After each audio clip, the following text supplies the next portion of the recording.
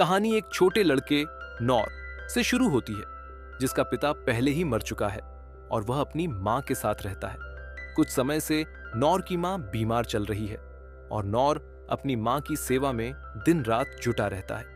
उसकी मां को इस बात का अफसोस था कि वह नौर के लिए कुछ नहीं कर सकी, लेकिन वह चाहती थी कि नौर अपने सारे सपने पूरे करे। एक दिन नौर अपनी मां के लिए सूप बनाकर लाता है और पाता है कि उसकी मां का निधन हो चुका है। नौर अपनी मां को पिता के पास ही दफना देता है। अब नौर इस दुनिया में अकेला है और जंगल में अकेला ही रहता है। एक दिन उसे अपने पिता की एक किताब मिलती है, जिसमें उसके पिता ने नौर को बचपन में साहसिक कहानियां सुनाई थी। नौर अपने पिता से पूछता है, एडवेंचरर क्या होता है? उसके पिता बताते हैं, एक एडवेंचरर वह होता है जो अपने दोस्तों के साथ मिलकर ड्रैगन को मारता है, जादूगर से जादू सीखता है और जंगल को संकट से उबारता है। वह अपनी तलवार उठाता है और मुश्किलों का सामना करता है। नौर यह सुनकर तय करता है कि उसे भी एडवेंचरर बनना है। वह अपनी मां और पिता की समाधि पर जाता है और बताता है कि वह पहली बार शहर से बाहर जा रहा है और एक एडवेंचरर बनना चाहता है। नौर अपना घर छोड़कर निकल पड़ता है। वह रॉयल कैपिटल नामक बड़े शहर में पहुंचता है और गिल्ड मास्टर से मिलने जाता है। वह मास्टर से कहता है कि वह एडवेंचरर बनना चाहता है। मास्टर उसे बताता है कि यह जगह बच्चों के लिए नहीं है और उसे शहर लौट जाने के लिए कहता है। नौर बताता है कि उसके माता पिता मर चुके हैं, जिससे मास्टर को उस पर तरस आता है। मास्टर उसे बताता है कि एडवेंचरर बनने के लिए उसे ट्रेनिंग स्कूल जाना होगा, जहां उसे तलवारबाजी या जादू जैसी जरूरी स्किल्स सिखाई जाएंगी।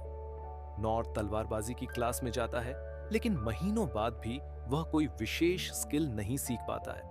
फिर वह वॉरियर स्कूल, हंटर स्कूल और थीफ स्कूल में जाता है, लेकिन हर जगह उसे असफलता मिलती है। आखिरकार वह जादूगर स्कूल में जाता है, लेकिन वहां भी उसकी जादू की स्किल्स बहुत सीमित रहती है। नौर हार मानने के बजाय सोचता है कि वह अपनी एकमात्र स्किल पैरी ध्यान से हमलावर को रोकने की कला पर ही ध्यान केंद्रित करेगा। वह दिन रात ट्रेनिंग करता है और वर्षों की मेहनत के बाद वह एक ही वार में 100 तलवारों को पैरी कर सकता है, लेकिन उसे फिर भी कोई नई स्किल नहीं मिलती। 14 साल बाद वह गिल्ड मास्टर के पास जाता है और अपनी मेहनत के बारे में बताता है। मास्टर उसे बताता है कि एडवेंचरर्स की अलग अलग रैंक होती है। नौर को एफ रैंक मिलती है, जो भिखारियों के लिए बनाई गई थी ताकि उन्हें कुछ रोजगार मिल सके। नौर को इससे कोई फर्क नहीं पड़ता, वह खुशी खुशी एफ रैंक के लिए तैयार हो जाता है। अब नौर छोटे मोटे काम करता है, जैसे बोझा उठाना और भागी हुई बिल्लियों को पकड़ना। एक दिन उसे एक गुफा में एक राजकुमारी की मदद करने का मौका मिलता है, जो एक दानव मिनेटर के द्वारा बंदी बनाई गई थी। नौर अपनी मामूली स्किल्स से मिनेटर को हराकर राजकुमारी को मुक्त कर देता है। राजकुमारी नौर का धन्यवाद करती है, लेकिन नौर अपना नाम बताए बिना ही वहां से चला जाता है। नौर अब भी यह सोचता है कि उसने एक साधारण काम किया है और उसकी असली यात्रा अभी शुरू नहीं हुई है। उसके बाद लिन को लेने बाकी के गार्ड्स उस जगह पर पहुंचते हैं जहां मॉन्स्टर की लाश पड़ी थी। गार्ड्स उस शव का बारीकी से निरीक्षण कर रहे थे। लिन उन गार्ड्स की आत्मा की शांति के लिए प्रार्थना करती है, जिन्होंने उसकी रक्षा करते हुए अपनी जान दी थी। लिन के भाई लॉर्ड रेन को इस घटना की जानकारी मिलती है। वह जानता था कि मिंटर जैसे डेमन्स अपने आप नहीं आते, बल्कि उन्हें किसी के द्वारा समन किया जाता है। वहीं उन्हें एक रिंग भी मिलती है, जिसका इस्तेमाल मिंटर को नियंत्रित करने के लिए किया गया था।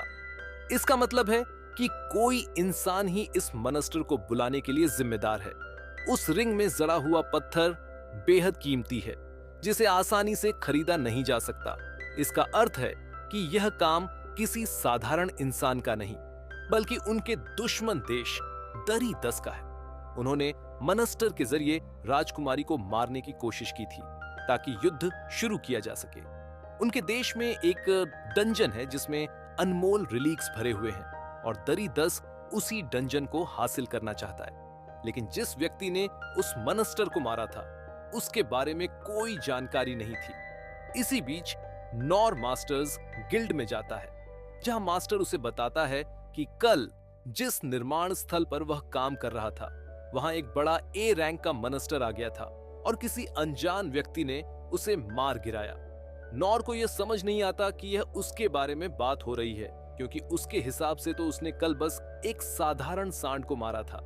नॉर मास्टर से अगला काम मांगता है, लेकिन मास्टर उसे समझाता है कि उसे यह मजदूरी का काम छोड़कर कोई बेहतर नौकरी करनी चाहिए जिससे वह ज्यादा पैसा कमा सके। तभी राजकुमारी लिन वहां पहुंचती है। वह नॉर से मिलना चाहती थी, इसलिए अपनी डिटेक्शन स्किल का उपयोग करके उसके पास पहुंचती है। लिन ने मैजिक स्कूल पूरा किया है और उसके पास कई स्किल्स हैं, लेकिन वे सब बेसिक लेवल पर हैं। लिन को पहचानने लगे लोग उसे नॉर के पास ले जाते हैं। लिन नॉर को अपने महल ले जाती है, जहां नॉर सोचता है कि लिन जरूर बहुत अमीर परिवार से है। वहां उन्हें नस नाम की एक लड़की मिलती है, जो वास्तव में लिन की बॉडीगार्ड है, लेकिन नॉर को लगता है कि वह नौकरानी है। नस उन्हें राजा के पास ले जाती है, लेकिन रास्ते में गिलबर्ट नाम का एक व्यक्ति नॉर को पहचानता है और सोचता है कि वही है जिसने मनस्टर को मारा था। नस गिलबर्ट को उनके साथ चलने को कहती है, क्योंकि उसे नॉर पर भरोसा नहीं था। राजा क्लेस अपने बेटे रेन के साथ बैठक कर रहा होता है कि कैसे दुश्मन देशदरी 10 शांति समझौते को अस्वीकार कर रहा है। वे डंजन पर पूरा नियंत्रण चाहते हैं और बदले में क्लेस को अपनी मिलिट्री पावर देने का वादा करते हैं। राजा क्लेस इस ऑफर को ठुकरा देता है और दरी 10 के राजा ने कहा कि वह इसका बदला जरूर लेगा।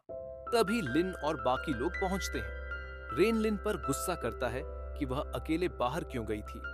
लिन जवाब देती है कि उसे अपनी जान बचाने वाले इंसान को ढूंढना था और नॉर ही वह व्यक्ति है। राजा नॉर के पास जाता है, उससे हाथ मिलाता है और उसका धन्यवाद करता है। नॉर कहता है कि वह पहली बार ऐसे अमीर लोगों के घर आया है, इसलिए उसे यहाँ के तरीके नहीं पता है। राजा कहता है कि वह नॉर को बिना इनाम दिए नहीं जाने देगा। राजा नॉर को जितना भी पैसा, जमीन या जो भी इनाम चाहिए हो देने की पेशकश करता है, लेकिन नॉर मना कर देता है।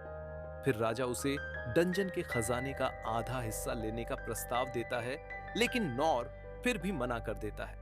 राजा सोचता है कि नॉर को और क्या दे सकता है। तभी वह अपनी गद्दी के पीछे रखी एक अजीब तलवार निकालता है, जिसे उसने अपने एडवेंचर के समय पाया था। राजा इसे नॉर को दे देता है, सोचते हुए कि यह ज्यादा कीमती नहीं है। नॉर तलवार को स्वीकार कर लेता है, हालांकि यह काफी भारी थी। वह फिजिकल एनहांसमेंट स्किल का उपयोग करके इसे आसानी से घुमा पाता है। यह देखकर राजा और बाकी लोग चौंक जाते हैं। राजा नॉर से कहता है कि वह लिन को भी इसी तरह मजबूत बना दे, लेकिन नॉर कहता है कि ऐसा कुछ नहीं है जो लिन को सिखा सके। अगर उसे कुछ सीखना है तो वह खुद तय करेगी। यह सुनकर राजा हंस देता है। नॉर घर जाने के लिए तैयार होता है और सोचता है कि इस तलवार का क्या उपयोग कर सकता है।